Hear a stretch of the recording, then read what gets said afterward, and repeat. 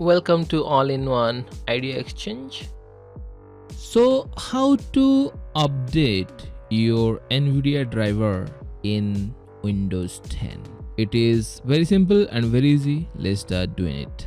First, you need to click on the Start, then go to Computer Management.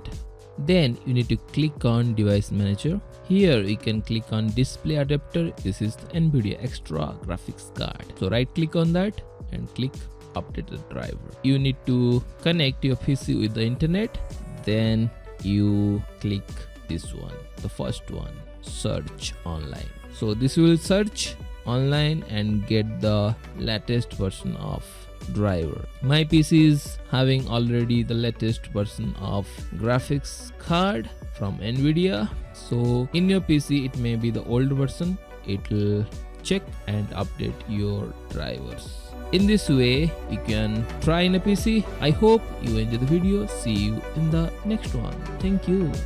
If you like it, give a thumbs up to my video and comment and subscribe please.